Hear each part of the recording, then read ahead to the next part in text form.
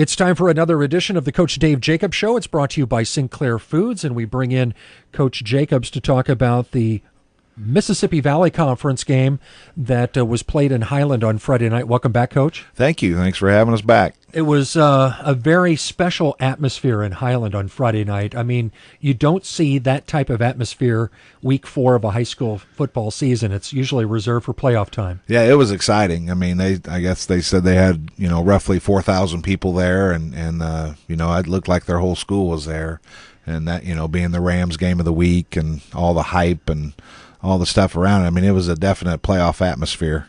I try to get to the games about an hour and a half before game time, and I was, in the bleachers, hour and 20 minutes before game time, and they had people already in the bleachers starting to fill it up, and I think they were pumped up. And one thing that the Jersey Panthers did early in the game, came up with 2 great plays to start things and really quieted them down on special teams and then on defense. Yeah, and they're excited about their team over there, and rightfully so. But yeah, our kickoff coverage has been really good. The last couple ball games, and we pinned them down early, and then got a big play on first down, and had them pinned down, and then we had a misalignment and 2 missed assignments. And they hit it for a big game. I mean, we had momentum for 2 plays, and then they took it right back. I mean, it quieted the crowd down with the special teams play, and then the first play from scrimmage. Then, just like that snap of a finger on the second play from scrimmage, the crowd was into it. The Panthers, on their first offensive series, marched down the field, and it looks like they were going to equal things up. But unfortunately, on a 4th down play, the Panthers were unable to convert. You really utilized the short passing game in that series, and it really worked. Obviously, you couldn't use that all game long. Explain to the listeners why you use the short passing game, the little quick screens like that. Well, we have big, strong receivers, and we count our the screen game, the bubble screen, now screen, perimeter screen kind of stuff as really part of our running game. We're trying to get 4 or 5 yards on those, and they were very effective. For us pretty much all night. Were those called by you from the sideline, or is that something Billy sees when he gets to the line of scrimmage? Well, both. I mean, again, that's part of our offense. We'll have a choice to throw a route to the boundary, and then he'll check the running game, and then look at the perimeter for the screen game, and we just had the numbers on the perimeter, and he took them, and we were able to get some nice gains. When you throw to you have 3 receivers to one side, and it's happening so quickly, do the receivers get confused as to who the ball's going to? I mean, they're so tightly bunched over there. No, I tag it on who's getting the ball on the particular screen. We have a bubble screen, and which goes to to Shively, with Crick and Jake blocking, and then I have called a now screen where we'll throw it out to Jake, and Crick will block the outside linebacker, and Shively will go get the corner. So I mean, it's all about the angles that you get on how the defense is leveraging you on who blocks who. But I designate who's getting the ball. They don't usually get big yardage, but like your running game or like a running game, it gets 4 yards per pop or something like that, and it's pretty high percentage. Yeah, and we're trying to get them to come up and play those so we can get behind them, and it's just a little chess game that we play, and really, I mean, the 1 touchdown he had for Crick, we faked the screen and ran a slant in behind it because the safeties were coming up, and that's how we got by him. So it's really kind of a run play action kind of deal. So that being said, using that short passing game early and then not converting, it really took a lot out of the offense. I don't want to say confidence-wise, but you marched down the field and didn't come away with points, and that's not designed to happen that way. Right, and it was disheartening. I mean, but that we need to get a running game going. We need to get back to that. I mean, they were just massive up front, and really hard for our guys to move, and their linebackers were really, really good. So that made it hard. But again, they were a very good team, and we would have to play our best game to beat them, and we had some things out there. We had several drop balls again. We've had turnovers, putting the ball on the ground, and little things like that. We've had guys open, for touchdowns, and we didn't get them the ball, and it's just a kind of a conglomeration of a lot of things that when you're playing a team like that, if you're hitting them, you can be right there at the end with them. But unfortunately we didn't do that. There was a tipped pass for an interception. You can't really put that on a quarterback when it's tipped like that. And then the 2 fumbles were not from your running back, but they were from your receivers, and it looked like that Highland was making a concerted effort to try and strip the ball. Is that something that you really got to work on now, because other teams will see that in practice and look at maybe a weak spot? Yeah, and they were very good at that. I mean, the second guy in would come and strip the ball out, and that's something that I'm sure they're coached to do, and it's something our guys are coached to do. It's just that they're a good team. I mean, they're a solid 5A playoff team. They don't have many weaknesses. The Panthers won the coin toss, but deferred to the second half with a very good offensive team. You gave them the ball right off the bat, and they ended up scoring on a big play. 2020 hindsight. Right. What determines how you're going to do it when you win the coin toss? I really do like to defer. I mean, if I got my choice, I want the ball in the third quarter. I want to let the game settle in and make adjustments and have the ball coming out in the third quarter. And really with the way our kickoff team has been playing, pinning them back, on the opening drive and making them go the distance. And I mean, that's just how I am. Because really our team goes as our offense goes. If we're scoring and the other team has to play from behind, that helps. But that's just it's just a personal preference with the group that we have. And then going into halftime, it was still a manageable deficit, and you knew you were getting the ball back. And if things went your way and you got a score on that first series and then stop them, get that momentum back, but things really didn't happen in the third quarter at all. And we were only 2 scores down. I mean, that's what I told our guys at half. I go, listen, we're in this thing. We're 2 scores down. It's our ball. Let's go down and get this thing going in the third quarter and make a game of it in the fourth. And, that was our plan. And again, with turnovers and, alignment and assignment breakdowns, it just didn't happen. I don't want to get into too much of the particulars about, the second half, the results. It is what it is. Turnovers didn't help and things like that. I want to get into what your mind frame is after a game like this.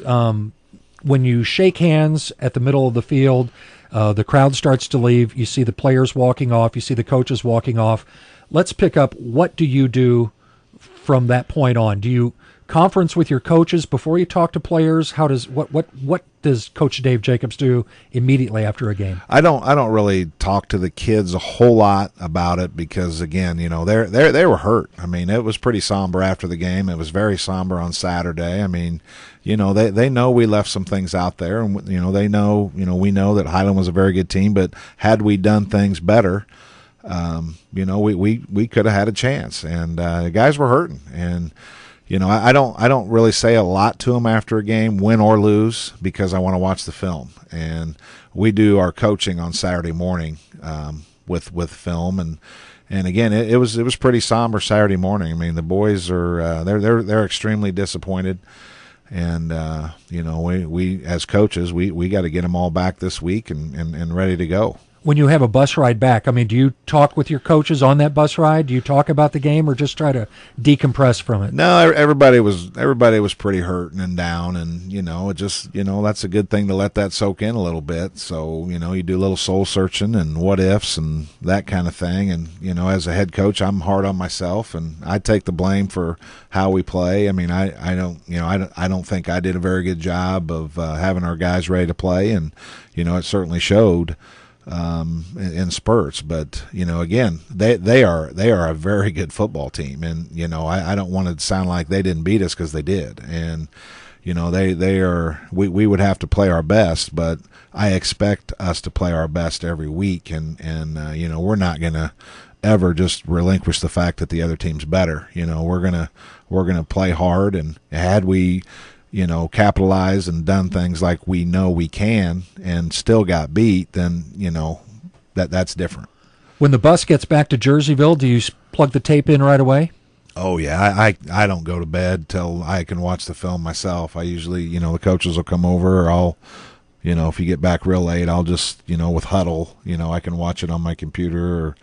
Or, but yeah, I mean, I can't go to sleep until, win or lose, because I want to know, how we did or what we did and why certain things happened and that kind of thing. Because you really, from the sideline, you can't see everything. And we have an end zone copy of the film and a press box copy, and film doesn't lie, and it shows everything. So what how late a night is this? Oh, I mean, it's I don't go to bed. I think last Friday was probably 2:30 in the morning, something like that, and then you get up and go. I mean, sleep is overrated. I don't get any in during football season, and my wife understands that, and we got a lot of work to do, and we spent pretty much all day Saturday there and all day Sunday trying to fix it. But like I told our coaches, I mean, it was pretty somber this weekend.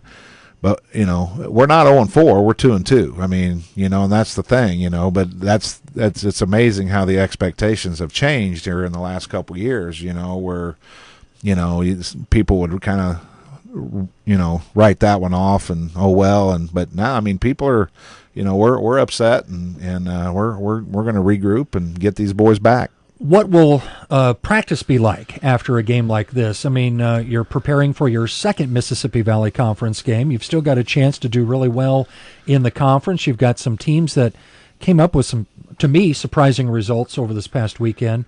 Is practice different this week compared to last week? Yeah, and really it's this is the first Monday where we don't have our JV guys. They've been playing on Saturday, so they won't be there on a Monday, and so our group will be really small because a lot of our juniors will be playing in the JV game, and certainly all the sophomores will not be there. So we're going to get back to fundamentals, and I'm going to be a lot more involved with certain aspects of what I think that we need to improve on, and it'll be spirited this week, I can promise you. And during your practices, do you work on things that has been part of your offense and you just try to keep making it better, or do you put things in to try to change things up?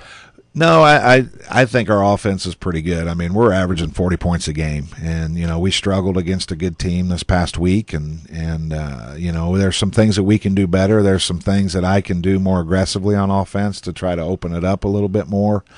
But really, we've really got to shore up our defense, and when we're not lining up correctly, or missing assignments or missing tackles, or not getting off blocks was a huge thing that we didn't do very well. A lot of that had to do with how big they were, but we need to really work on getting off blocks and making plays. So we have a short list of things that we're going to hit on. Fans might have noticed that you had some players missing on defense. A couple of contributors on defense were not in uniform. Did that play a role into people maybe missing assignments?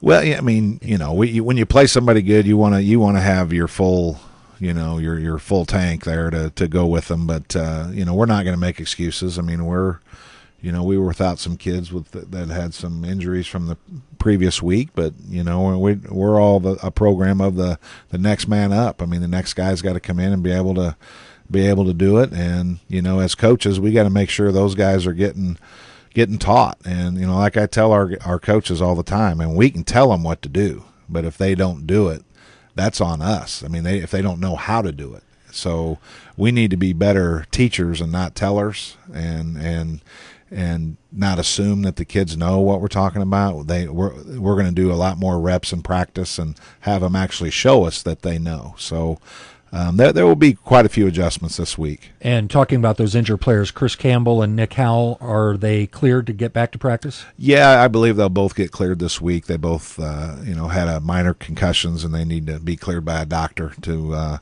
do that. I think Chris is going on Monday, and Nick Howell is got an appointment on Tuesday. So, we're looking to get those boys back. And they'll be welcome back.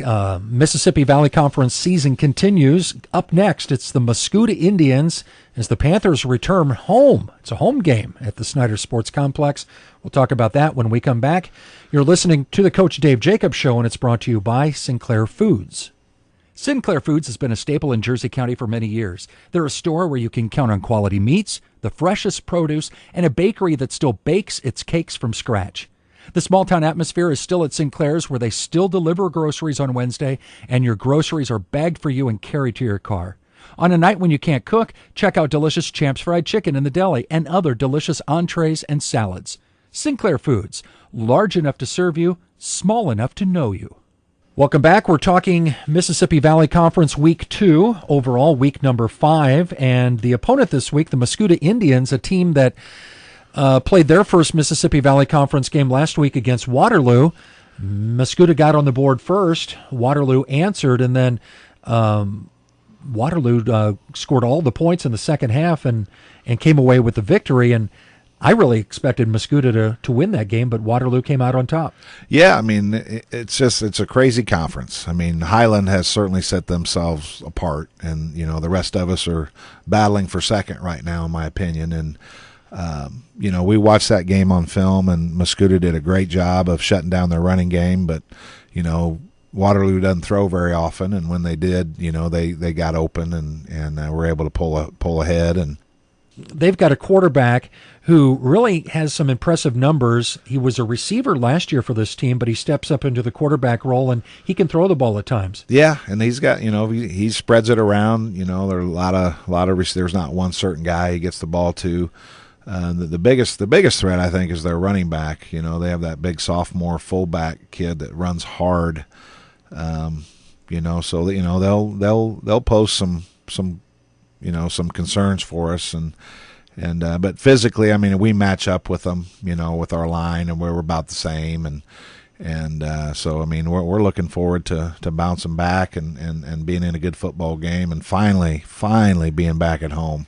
3 games on the road. I say that's, you can't have any more than 3 games on the road, but it's tough against the opponents that you had, and it's tough, starting your Valley season and then and having Granite City, such a big school, and playing all those games on the road. Now you come home and you get 2, and you really got to take advantage of it. Yeah, and really, we're all disappointed about Highland and the game. There's no question.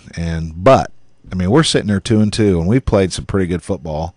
You look at our opening game, Decatur MacArthur. They're sitting here 3-1, and they're doing well, and they should have beaten Normal West, in the Big 12. So, losing to them, like we did when we were right there. And then Granite City, they've won 2 ball games. They've beaten Marion and Collinsville, and Mount Zion, they're an up-and-coming team. I know they got beat again, but and then playing somebody like Highland, who's a ranked 5A, loaded team, and be sitting here 2-2. We're sitting here pretty good. The conference title, unless a miracle happens and something, somebody would. I don't see anybody beating Highland, but there's bigger things to play for. And you got the playoff points from all those teams playing well, too, so that helps out down the road. One thing I wanted to ask about the way that you respond to a game and the way you prepare and the way you reflect on a game. When do you look at the stats? The guys up there keep these very precise stats. They send them into a place in St. Louis. They get published. When do you, as a coach, get your first look at the stat sheet? Oh, I'll look at them on, Saturday or Sunday. Look at our guys, look at our stats, and then I'll glance over the opponents just to see who's getting the ball and who are their playmakers, so we can game plan for that. But again, I'm not a big stat guy. I mean, Billy, Billy, I love him, and he's thrown for almost 1,000 yards and 15 touchdowns, and I want to just shake him sometimes. But he's our guy, and he's going to continue to get better, and